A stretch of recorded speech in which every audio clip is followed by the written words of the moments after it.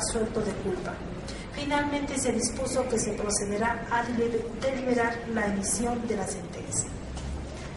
Cuarto, parte considerativa. Primero, el delito de difamación tipificado en el artículo 132 del Código Penal establece que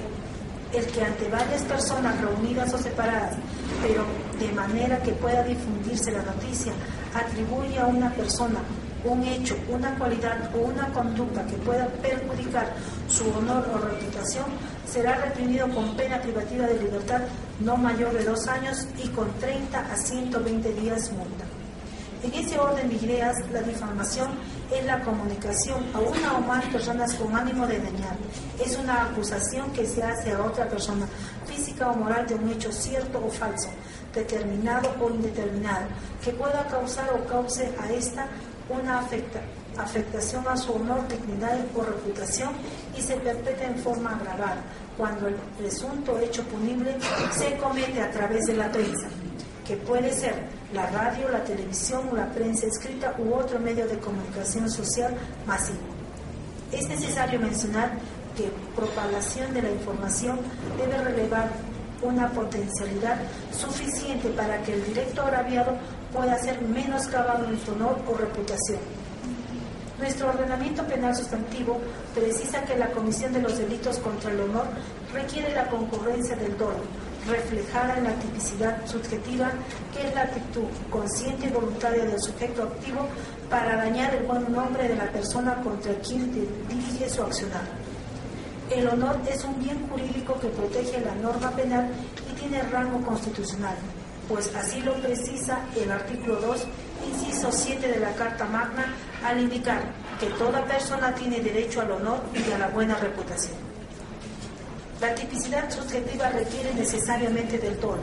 el cual doctrinariamente requiere de 2 elementos: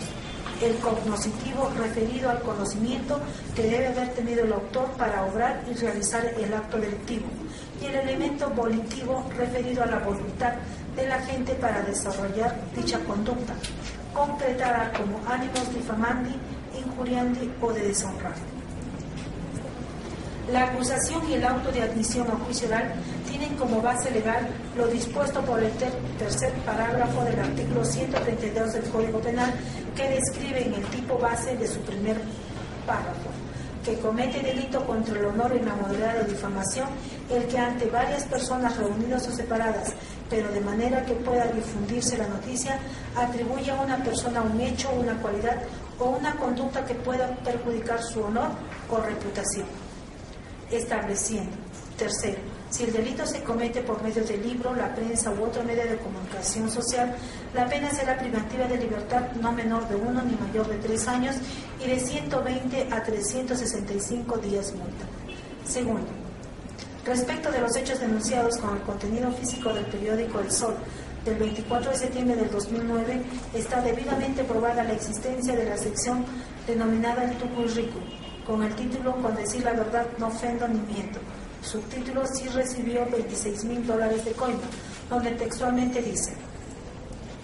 "Sí recibió $26,000 de coima de muy graves han sido calificadas las denuncias públicas que hizo ayer el representante de la Comisión de Juristas del Cusco contra la corrupción y por la defensa social, Heraclio Cereceda Vergara, al manifestar ante muchos periodistas que el todavía director Jorge Miguel Segarra Valcárcel recibió una coima de $26,000 de los empresarios del Hotel Marriott y el centro comercial Imazuma. Asegura que Segarra Valcárcel tenía una deuda de muy buenos miles de dólares con el banco de crédito y que su chofer, testigo de los hechos, fue quien canceló dicha hipoteca con dineros que recibió producto de la coima, para que no le ponga trabas en dicha edificación. Ordene las autorizaciones y que no digan ni hagan nada referente a la depredación de los muros incas en esos 2 sectores. De por sí la denuncia es enteramente grave y muy delicada, pero son palabras del doctor Cereceda Vergara, quien afirmó además que asume su responsabilidad y que en breve procederá con presentar al testigo clave que ratificará la denuncia que hizo ayer el mencionado representante de la Comisión de Juristas. Pero si hay ratificación, entonces lo único que le queda a Segarra Valcárcel es dejar su cargo si es que tiene sangre en la cara y respete su apellido y su familia. Finalmente, pensamos que esta denuncia conllevará acciones judiciales entre ambos ciudadanos, uno por defender su honor y el otro por demostrar la verdad de dicha cosa. Dicha publicación, al ser confrontada con el contenido del informe emitido por la Subgerencia Adjunta Legal de Provincias del Banco de Crédito del Perú, corresponde al 4 de noviembre del 2009, dirigida a este juzgado, que concretamente dio cuenta que hubo un crédito hipotecario número 101-285, 400-980, 30-61-725 a nombre de Jorge Miguel Segarra Balcácer, migrado del Banco Santander Central Hispano al BCP en febrero del 2003, y en la consulta histórica fue un crédito de $10.500 americanos desembolsado el 6 de marzo de 1998 en Banco Sur, con pagos mensuales contratados a 120 cuotas, con hipoteca de un inmueble de la Asociación Provivienda JC Mariátegui D32, que el importe migrado al BCP fue de $6.626.60 americanos con 61 cuotas pendientes de pago, las que fueron pagadas de manera mensual, y que el 5 de marzo del 2008 se pagó $488.06 americanos, con el que se canceló dicho crédito.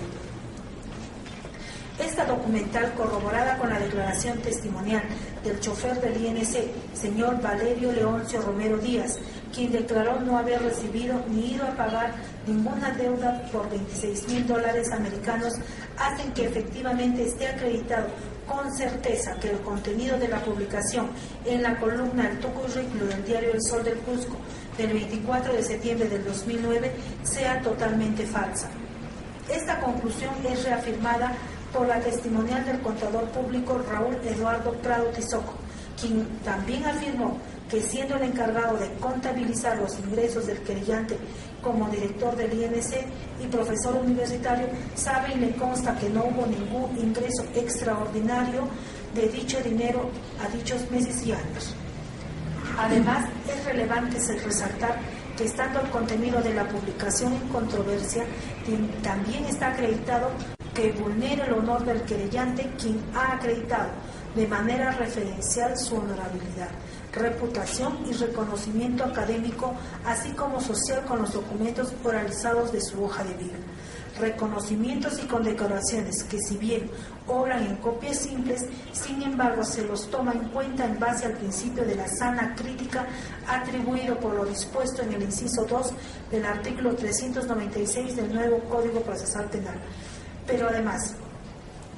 en base a las reglas de la lógica determinadas por el hecho de que quien ha presentado esas documentales es el actual director regional de Cultura del Cusco, siendo coherente el contenido de las mismas con el cargo mencionado, y porque también ambas partes no han controvertido básicamente estos hechos. Tercero, respecto del hecho de que si se ha controvertido el juicio, ha sido referido a la autoría de la publicación del 24 de septiembre de 2009 en la columna El Tucurrículo del diario El Sol, que melló el honor del querellante. Entonces, si bien existe la afirmación de los hechos acusados por el querellante particular, en el sentido que fue el querellado quien emitió declaraciones... Vuelva a leer bien, por favor, ese capítulo tercero, el considerando tercero. Respecto del hecho que si se ha controvertido en juicio... Que sí se ha controvertido. Respecto del hecho que sí se ha controvertido en juicio, ha sido el referido a la autoría de la publicación del 24 de septiembre del 2009 en la columna El Tucurrículo del diario El Sol, que melló el honor del querellante. Entonces, si bien existe la afirmación de los hechos acusados por el querellante particular, en el sentido que fue el querellado quien emitió declaraciones o, en su caso, hizo publicar esas aseveraciones contra su honor, hecho que ha sido ampliamente insistido en el juicio, afirmándose que el autor de esa publicación ha sido el querellado, tal y conforme también se ha insistido en la testimonial del querellante. Sin embargo, esos fundamentos no han sido fehacientemente probados durante el presente juicio oral, porque la publicación del 28 de septiembre del 2009 en la columna El Tucurrículo del diario El Sol, titulada especial respecto a los amigos Segarra, que al ser oralizada, si bien da a conocer que quien tiene que responder por sus declaraciones es uno de los representantes de la Comisión de Juristas por el injusto agravio al director del INC.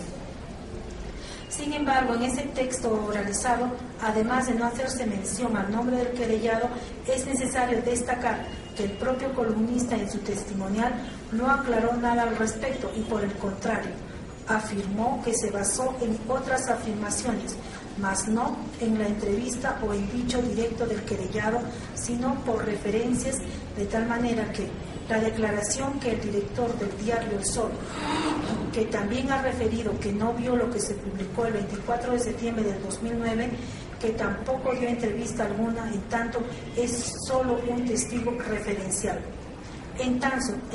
Entonces, estando más bien a que la parte querellada sí ha probado con la publicación en la misma columna Tucurricu del 7 de octubre del 2009, titulada Necesaria aclaración, en cuyo contenido se ha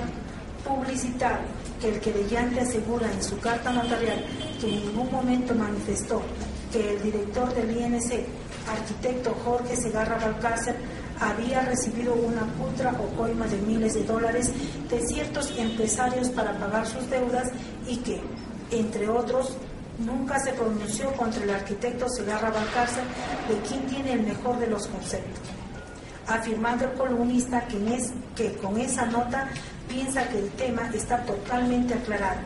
agregado a que no se ha hecho actuar durante el juicio ninguna prueba que genere certeza en el juzgador sobre la autoría de los hechos denunciados que vinculen al querellado, entonces no se puede inferir su responsabilidad penal. Corrobora esta conclusión el hecho de que en la audiencia el querellante particular afirmó que ante la carta notarial del 25 de septiembre del 2009, remitida a la hora querellado, en cuyo contenido oralizado lo emplazó para que se ratifique o desmienta las versiones de la publicación objeto de proceso, no se recibió respuesta alguna. Tal versión fue desmentida por el contenido de la carta notarial del 6 de octubre de 2009, remitida por el querellado al abogado del querellante y que oralizada da cuenta, entre otros, que le hizo conocer sobre la carta notarial de fecha 2 de octubre de 2009, dirigida al columnista El Tucurricu del diario El Sol, cuyo contenido también oralizado expone la sorpresa del querellado sobre esa publicación y la consignación de su nombre como una afirmación que nace de la imaginación del redactor, al parecer orientado en generar pugnas como persuade la parte final, indicando que ese contenido publicado es de total y entera responsabilidad del editor. Por lo demás, el contenido del video en DVD que fue reproducido y proyectado en juicio, al corresponder en su totalidad a una entrevista periodística del 16 de octubre del 2009, convocada por el querellante particular, cuyo correlato se muestra en la fotografía polarizada, al no tener mayor pertinencia con los cargos denunciados, puesto que no se refiere a una entrevista convocada por el querellado, sino más bien por el querellante particular, en cuyo contexto se le hicieron preguntas sobre la supuesta coima de $26,000 que había recibido, ante lo cual desmintió tajantemente. No se puede inferir de que esa prueba acredite los hechos denunciados. La declaración testimonial de la abogada Nancy Vargas López no hace más que corroborar de que en realidad el ahora querellado cumplió con realizar el descargo correspondiente a la carta notarial remitida por el hermano del querellante a través de la carta notarial del 6 de octubre del 2009, que también fue oralizada y en la que consta expresamente que se le hizo conocer sobre el documento notarial que el querellado le envió al señor Pedro Tamayo Herrera, responsabilizándolo de todos estos hechos que originaron la presente causa, y entonces, al no existir certeza en los cargos, se declara que el acusado no ha intervenido en la perpetración de los hechos acusados y en aplicación del inciso primero del artículo 398 del nuevo Código Procesal Penal se lo absolverá. Cuarto, De lo actuado y constatado en el juicio oral, se ha evidenciado también que, conforme a la circunstancia de los hechos denunciados, han existido razones serias, fundadas y razonables